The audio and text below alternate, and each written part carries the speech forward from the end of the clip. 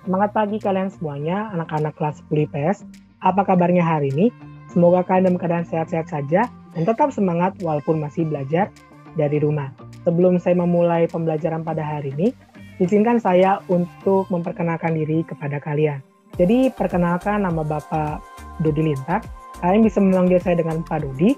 Jadi selama 1 tahun pelajaran ke depan, kita akan bertemu dan belajar bersama di mata pelajaran sejarah peminatan. Jadi mungkin kalian sempat bingung, kenapa sih di IPS ada 2 sejarah? Ada sejarah Indonesia dan sejarah peminatan. Jadi kalau sejarah peminatan, untuk kalian ketahui bahwa sebenarnya pembelajaran ini berdurasi 3 jam pelajaran. Berbeda dengan sejarah Indonesia yang hanya berdurasi 2 jam pembelajaran. Jadi di sejarah peminatan dan sejarah Indonesia tuh selain bedanya dari durasi pembelajaran, kalau di sejarah Indonesia kalian akan lebih fokusnya kepada pembelajaran sejarah dan pembangunan karakter. Di pembelajaran sejarah peminatan, kalian akan lebih fokus kepada keilmuan sejarah. Dan nanti kalau sejarah Indonesia lebih fokusnya kepada wilayah Indonesia, di sejarah peminatan kita akan lebih luas lagi pembahasannya, bahkan sampai ke negara-negara di luar Indonesia. Kita akan membahas mengenai sejarah dari negara-negara atau sejarah dari sebuah peristiwa di luar Indonesia. Jadi segitu perbedaan dari sejarah Indonesia dan sejarah peminatan. Nah, sebelumnya juga saya berharap kepada kalian siswa-siswi kelas 10 agar tetap semangat belajarnya, agar cepat beradaptasi di lingkungan sekolah yang baru, dan bisa berprestasi di SMA Negeri 17 Garut. Jadi, selamat datang di keluarga besar SMA Negeri 17 Garut. Segitu perkenalan dari saya. Nah, selanjutnya saya akan membahas mengenai materi kita. Jadi nanti untuk kalian mau tahu apa aja sih materi kita pada semester ini, atau mau tahu nomor handphone saya segala macam, kalian bisa lihat di PowerPoint mengenai kontrak belajar, ataupun juga bisa lihat di Google Form mengenai kontrak belajar.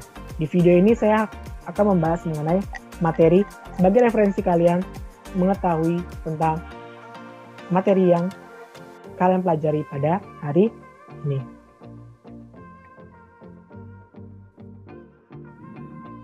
Jadi di materi kita yang pertama, yaitu kita akan membahas mengenai konsep dasar ilmu sejarah. Karena kita mengetahui ilmu yang baru, pasti kalian harus tahu dong konsep-konsepnya.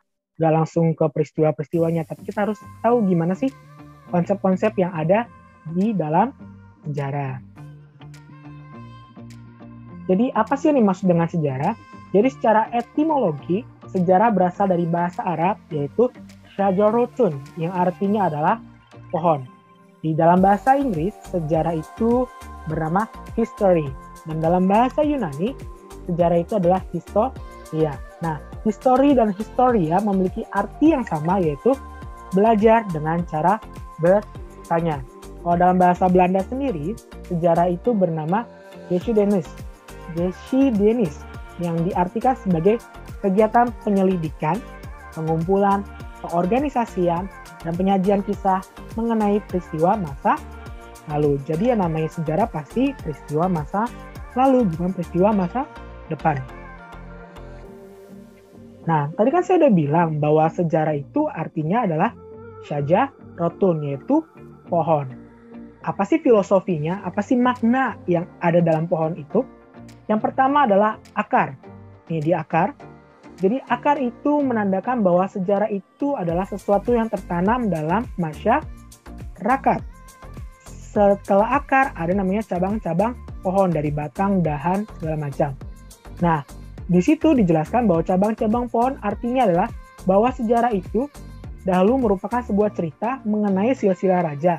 Bisa dilihat dari banyaknya cabang pohon. Pastikan yang namanya silsilah raja dari keturunan pertama nanti menghasilkan anak-anak selanjutnya sampai ke generasi terakhir, kan itu banyak banget kan. Nah, itu digambarkan seperti cabang pohon. Selain cabang pohon, di pohon juga terdapat buah. Nah, buah ini diharapkan sejarah dapat bermanfaat sama seperti buah di pohon, yaitu bermanfaat yang dapat diambil hikmah dan pembelajarannya. Kalau secara satu kesatuan pohon, sejarah itu merupakan peristiwa dari masa lalu yang awalnya adalah peristiwa yang sederhana dari akar hingga peristiwa yang kompleks, yaitu dari batang, cabang, daun, dan buah. Dan sejarah itu merupakan sebuah kesinambungan antara masa lalu, kini, dan nanti. Jadi hari ini kita belajar, kita ada di dunia pasti berhubungan dengan keadaan masa lalu dan keadaan masa nanti. Nah, selanjutnya adalah pengertian sejarah menurut para ahli. Menurut para ahli, ada yang pertama adalah W.H. Walsh. Menurut W.H. Walsh, sejarah itu menitik beratkan pada pencatatan yang berarti dan penting saja bagi manusia. Catatan itu meliputi tindakan-tindakan dan pengalaman-pengalaman manusia di masa lalu pada hal yang penting sehingga merupakan cerita yang berarti. Kalau menurut Patrick Gardiner, sejarah adalah ilmu yang mempelajari apa yang telah diperbuat oleh manusia. Selain ada pengertian dari tokoh-tokoh luar negeri, ada juga pengertian dari tokoh-tokoh dalam negeri. Yang pertama adalah Muhammad Yamin. Menurut Muhammad Yamin, sejarah adalah suatu ilmu pengetahuan yang disusun atas hasil penyelidikan beberapa peristiwa yang dapat dibuktikan dengan bahan kenyataan. Selanjutnya adalah pengertian dari Raden Muhammad Ali. Menurut Raden Muhammad Ali, sejarah adalah jumlah perubahan, kejadian, atau peristiwa dalam kenyataan di sekitar kita. Nah, cerita tentang perubahan-perubahan, kejadian atau peristiwa dalam kenyataan di sekitar kita itu adalah sebuah ilmu yang bertugas untuk menyelidiki perubahan-perubahan, kejadian, dan atau peristiwa dalam kenyataan di sekitar kita. Jadi dari 4 tokoh yang kita sudah jelaskan, kita bisa mengambil kesimpulan dari pengertian sejarah. Jadi sejarah itu adalah sebuah ilmu yang membahas mengenai masa lalu dengan cerita manusia di masa lalu, dan yang pasti cerita atau peristiwa tersebut merupakan peristiwa yang penting dan memiliki dampak yang besar. Ingat, sejarah adalah peristiwa yang terjadi di masa lampau yang dialami oleh manusia, merupakan peristiwa yang penting dan peristiwa yang memiliki dampak yang besar. Jadi nggak semua cerita di masa lalu merupakan sejarah, harus cerita yang penting dan berdampak lah yang disebut dengan sejarah. Nah, siapa sih Bapak Sejarah Dunia? Nah, Bapak Sejarah Dunia itu adalah Herodotus. Jadi Herodotus ini merupakan seorang penulis sejarah yang berasal dari zaman Yunani kuno. Nah, Herodotus ini diperkirakan hidup di abad ke-5 sebelum Masehi. Sebenarnya di hidup sejaman sama Herodotus tuh banyak yang menulis yang namanya sejarah. Namun kenapa sih dia yang disebut sebagai Bapak Sejarah Dunia? Ada berbagai macam alasan. Yang pertama adalah Herodotus dianggap sebagai bapak sejarah karena kepeloporannya dalam penggunaan sumber untuk menuliskan sejarah. Yang kedua, Herodotus mewariskan kepada kita sejarah yang ilmiah, abstrak, fokus pada masalah dan bersih dari unsur-unsur mitos dan fantasi. Dan yang terakhir, melalui sejarah, ia membantu manusia memahami kebebasan untuk memilih dan membentuk rangkaian peristiwa yang mudah ditangkap. Jadi alasan-alasannya ini merupakan alasan-alasan yang baik. Jadi Herodotus dianggap sebagai bapak sejarah karena dia melakukan penulisan sejarah yang sudah ilmiah, yang sudah terpercaya. Bagaimana sih suatu cerita atau suatu sejarah disebut ilmiah? Karena yang pasti menggunakan sumber dalam penulisan sejarah.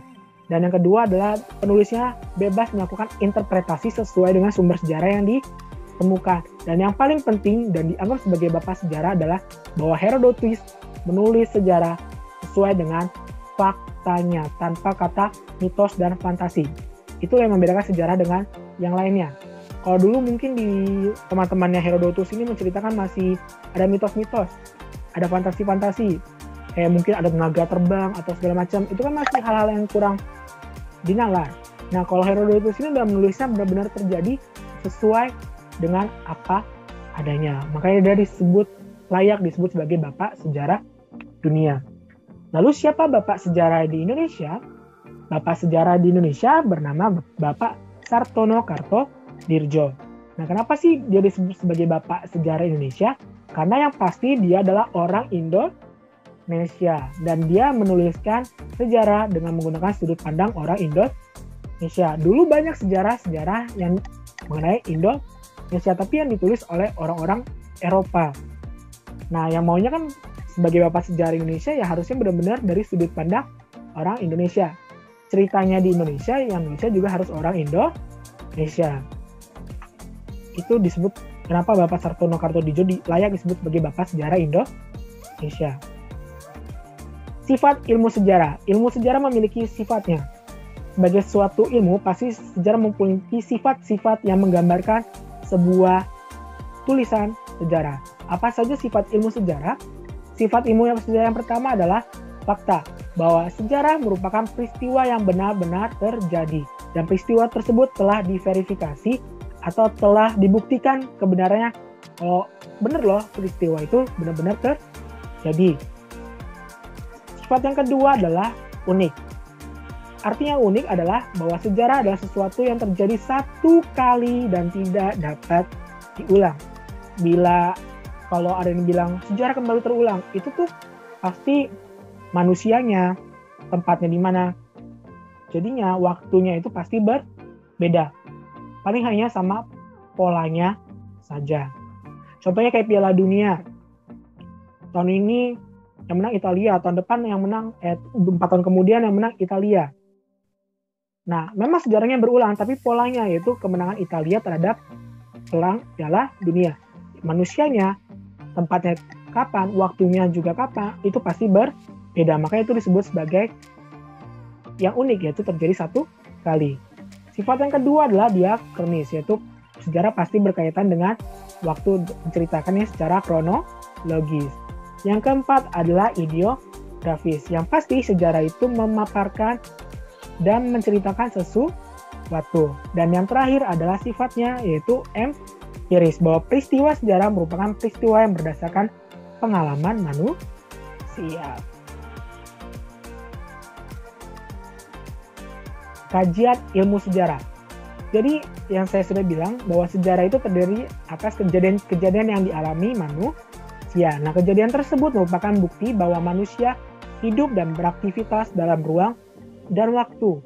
Akan tetapi, tidak semua kejadian yang dialami manusia pada masa lalu disebut sebagai peristiwa sejarah, karena hanya peristiwa yang penting dan berdampak besar bagi umat manusia yang disebut dengan sejarah. Nah, yang pertama adalah kedudukan manusia dalam sejarah. Bagaimana sih kedudukan manusia dalam sejarah? Menurut sejarawan Kunto Wijoyo, sejarah merupakan hasil rekonstruksi peristiwa masa lalu yang dihadirkan kembali melalui kisah sejarah. Nah, rekonstruksi masa lalu tersebut merupakan tentang semua aktivitas manusia yang dipikirkan, dikatakan, dikerjakan, dirasakan, dan dialami oleh manusia. Sejarah adalah ilmu yang mempelajari tentang seluk-beluk aktivitas manusia. Dalam sejarah, manusia berkedudukan sebagai aktor utamanya. Jadi yang namanya sejarah pasti ngomongin manusia, bukan ngomongin pohon atau ngomongin hewan. Harus manusia. Dalam sejarah, manusia juga memainkan perannya sebagai subjek dan objek sejarah.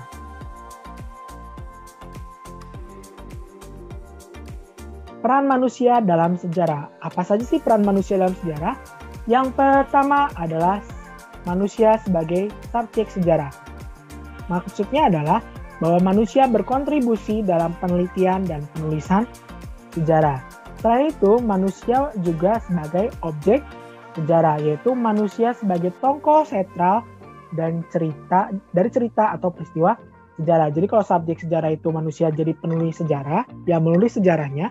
Kalau sebagai objek, bahwa manusia adalah tokoh utama dari cerita sejarah. Itu ya bedanya manusia sebagai subjek sejarah dan manusia sebagai objek sejarah. Selain kedudukan manusia, ada juga konsep ruang dalam sejarah. Nah, konsep ruang dalam sejarah, ruang atau tempat tidak dapat dipisahkan. Peristiwa hanya akan berlangsung di tempat tertentu.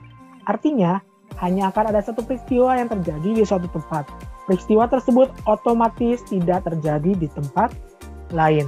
Ruang juga memberikan kekhasan pada peristiwa sejarah. Oleh karena itu, sejarah sifatnya hanya terbatas.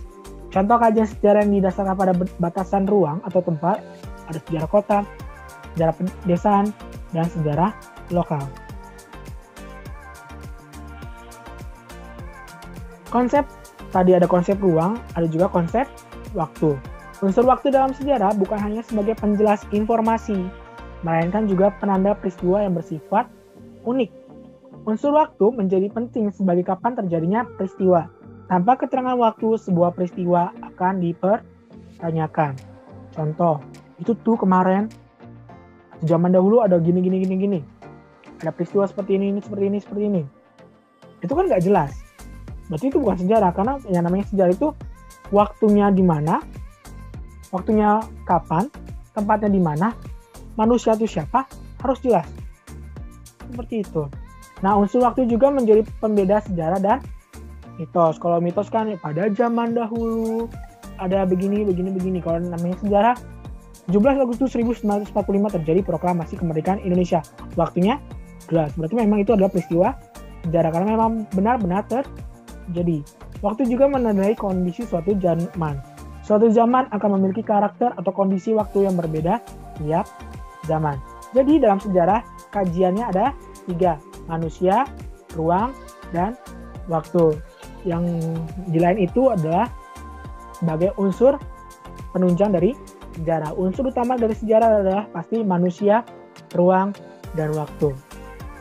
Itu ya, ingat, manusia, ruang, dan waktu adalah objek kajian dari sejarah. Nah, apa saja sih kegunaan ilmu sejarah atau fungsinya? Yang pertama adalah guna edukatif. Guna edukatif maksudnya adalah sejarah memberikan kearifan dan kebijaksanaan bagi orang yang mempelajarinya. Yang kedua adalah guna inspiratif.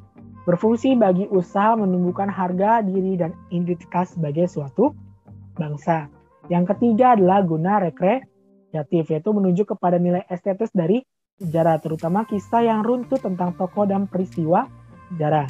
Dan yang terakhir adalah fungsi atau guna instruktif. Itu fungsi sejarah dalam menunjang bidang-bidang studi kejuruan atau keterampilan seperti navigasi, teknologi senjata, jurnalistik, taktik militer, dan sebagainya. Ingat, guna sejarah ada 4. Edukatif, inspiratif, rekreatif, dan instruktif.